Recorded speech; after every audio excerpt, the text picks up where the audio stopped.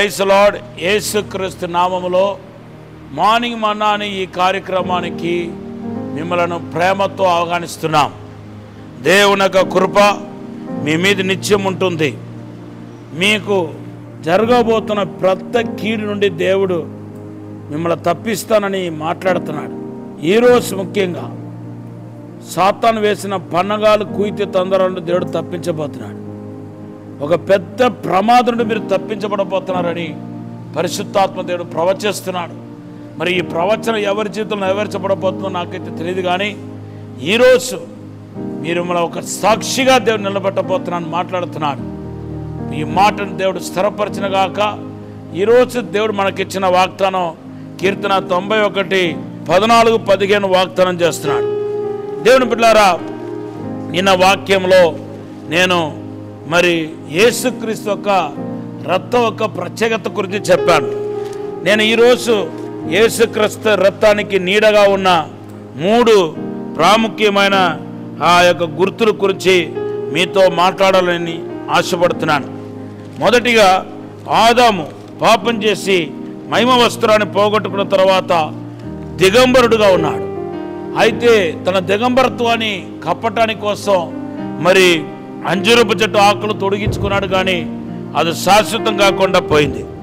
తర్వాత దేవుడు ఒక గొర్రెను వధించి ఆయనకు చర్మాన్ని వస్త్రంగా తొడిగించినట్టుగా ఆదికాండం 3:21 రాయబడి ఉంది. ఆ రోజు నుండి ఆయన ఒక దిగంబరత్వం కప్పబడినట్టుగా మన పరిశుద్ధ గ్రంథంలో చూస్తున్నాం. అది శాశ్వతమైనదిగా ఉండిపోయింది. వాస్తవానికి ఆయన దిగంబరత్వాన్ని కప్పింది ఏదంటే చర్మం కాదు, చర్మం లోపల ఉన్న బ్లడ్ ఏదైతే రక్తం ఏదైతే ఉందో ఆ గొర్రెని వధించినప్పుడు రక్తం కూడా లోపల ఆ స్కిన్ టోన్లో ఆ స్కిన్లో అంటుకొని ఉంటుంది కదా, ఆ రక్తమే ఆ యొక్క దిగంబరత్వం కనబడకుండా మరి ఆదాము అవ్వాని కాపాడినట్టుగా మనం చెప్పుకోవచ్చు. ఇది యేసుక్రీస్తు రక్తానికి సాదృశ్యం. ఆది నుండి లోకం పుట్టినది మొదలుకొని ఆయన వధించబడేవాడుగానే ఎంచబడ్డాడని పరిశుద్ధ గ్రంథంలో మనం చూస్తున్నాం. అంటే ఇక్కడ ఆదాము కోసం వధించబడిన గొర్రెపిల్ల యేసు రక్తాన్ని చూపిస్తుంది. అలాగే ఒక యాజకుని అభిషేకించబడినప్పుడు కూడా అతను పొట్టన వేల్లో ఒక గొర్రెను వధించి ఆ రక్తాన్ని రాస్తే కానీ ఆయన దేవుని చిత్తంలోనికి వెళ్ళలేడు, దేవుని పని చేయలేడని పరిశుద్ధ గ్రంథంలో మనం చూస్తున్నాం. దేవుని నామానికి స్తోత్రం చెప్పండి. హల్లెలూయా. అది 28వ అధ్యాయంలో మనము కనబడుతుంది. అలాగే ప్రత్యక్ష కూడారానికి వస్తే ఎర్రపోగు లేకుండా దేవుని బిడ్డలారా ఏ ఒక్క ప్రత్యక్ష కూడారము చేయబడదు. ఆ ఎర్రపోగు దేవుని చూపిస్తుందంటే యేసుక్రీస్తు యొక్క రక్తాన్ని చూపిస్తుంది. దేవునామానికి స్తోత్రం. నిర్గమకాండం 27వ అధ్యాయం 15-16 మనం చూస్తున్నాం. అలాగే నిర్గమకాండం 28వ అధ్యాయం 8వ మనము ఆ ఏబోతు కూడా ఎలా ఉండాలంటే మరి ఎర్రపోగుతో చేయబడినదిగా ఉండాలి, నెయ్యబడినదిగా ఉండాలి.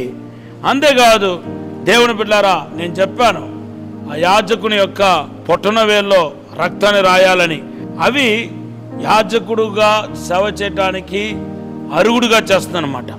నిర్గమకాండం 29వ అధ్యాయం 12వ మనం చూస్తున్నాం. అలాగే నేను చెప్పినట్టుగా యెహోషువ గ్రంథం 2వ అధ్యాయంలో మనం చూస్తే ఆ రాహాబు అనే వేశ్య తన జీవితాన్ని కాపాడటానికి, తన కుటుంబం యొక్క జీవితాన్ని కాపాడటానికి ఆమెకి ఇవ్వబడిన గుర్తు ఏంటంటే దేవుని బిడ్డలారా ఆ కిటికీ దగ్గర ఎర్రపోగును తోడుకోవటం. యెహోషువ గ్రంథం 2వ అధ్యాయం 18-19 చూస్తున్నాం. అలాగే నిర్గమకాండం 12వ అధ్యాయంలో ఒక గొర్రె వధించబడి ఇశ్రాయేలు ప్రజలు ఐగుప్తు నుండి బయటికి రావటం, వెండి బంగారంతో రావటం కూడా యేసుక్రీస్తు. ఆ గొర్రె ఎవరికి దేనికి సాదృశ్యంగా నీడగా ఛాయగా ఉందంటే రేపు చింతపడబోతున్న యేసు రక్తానికి సాదృశ్యంగా ఉంది. కనుక యేసు రక్తం యొక్క మహిమను మీరు గుర్తించాలని ప్రభు పేరిట మనం చేస్తున్నాను. ఈ రోజంతా యేసు రక్తం యేసు రక్తం యేసు రక్తం అంటా ఉండండి. సాయంత్రం సూర్యుడు అస్తమించే లోపల మీకు అద్భుతం జరుగుతాయి, మీకు మేలు జరుగుతాయి, బంధకాలు తెగిపోతాయి, శాపపు కాడి విరగొట్టబడతాయి. దేవుడు మనం దీవించబోతున్నాడు. దేవుడు ఈ మాటను ఆశీర్వదించిన గాక. ఆమేన్. పరిశుద్ధము నమ్మకమైన పరలోక తండ్రి, నీకు వందనాలు, స్తోత్రాలు ప్రభువా.